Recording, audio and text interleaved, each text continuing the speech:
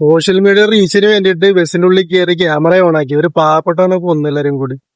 എന്ത് കാര്യത്തിലാണ് ഇങ്ങനെ കിട്ടുന്ന റീച്ച് കൊണ്ട് നിങ്ങൾ എന്താ ചെയ്യാൻ പോണാ? എല്ലാവരും സൂക്ഷിച്ചോട്ടാ, ബസ്സിലും അതേപോലെ നമ്മുടെ ട്രെയിനിലൊക്കെ യാത്ര ചെയ്യുന്ന സൂക്ഷിച്ചോ. ഇതേപോലെ എത്ര നാണം കെട്ട് റീച്ച് കിട്ടി ഫേമസ് ആകാൻ വേണ്ടി നടക്കണ കുറെ എണ്ണം ഉണ്ട്. ഇപ്പൊ നാളെ ചിലപ്പോ നമുക്കായിരിക്കും പണി കിട്ടാൻ പോണത്. നമ്മുടെ വീട്ടിലെ ആർക്കെങ്കിലാണ് ഇങ്ങനത്തെ ഒരു കാര്യം കിട്ടിയിട്ടുണ്ടെന്ന് ആലോചിച്ച് നോക്കിയത്. സോഷ്യൽ മീഡിയ എന്ന് പറഞ്ഞ ചെറിയൊരു പരിപാടിയൊന്നുമല്ല, ഒരുപാട് ആളുകളുടെ എത്തുന്ന ഒരു പരിപാടിയാണ് ഈ വീഡിയോ എന്ന് പറഞ്ഞ സോഷ്യൽ മീഡിയ വീഡിയോ. ഇങ്ങനെ ബോധമില്ലാത്ത പെമ്പിള്ളേർ ഈ ഫോൺ ഓണാക്കി റീച്ചിന് വേണ്ടിട്ട് ഇങ്ങനെ കുറെ പോഴത്തരം കാണിച്ചു. അവസാനം പിള്ളേരുടെ പേരെന്താണ്, ദീപക്. ആ ദീപക് എന്ന് പറഞ്ഞ ആ പാവപ്പെട്ട മനുഷ്യൻ മരിച്ചെന്നാണ് അറിയാൻ കഴിഞ്ഞത്. ഞാൻ രാവിലെ കണ്ടപ്പോ അങ്ങനെ ന്യൂസാ കണ്ടത്. നിങ്ങൾക്ക് ഇത്ര ബസ്സില് അല്ലെങ്കിൽ ബസ്സിലും ട്രെയിനിലേക്ക് കയറിക്കാൻ തിരക്കണമെന്നുണ്ടെങ്കിൽ മുട്ടും. അതൊക്കെ പ്രശ്നമുള്ള ആൾക്കാർ കയറണ്ടെന്ന്. വേറെ എന്തെങ്കിലുമൊക്കെ യാത്ര യൂബർ ടാക്സി കിട്ടൂലേ, അല്ല ഓട്ടോ കിട്ടൂലേ, അതിലൊക്കെ തിരക്കുള്ള ബസ്സിലും ട്രെയിനിലേക്ക് കയറിയിട്ട് ഇങ്ങനെ വീഡിയോ എടുത്ത് ആൾക്കാരെ കൊലപ്പെടുക്കണേ എന്തിനാണ്?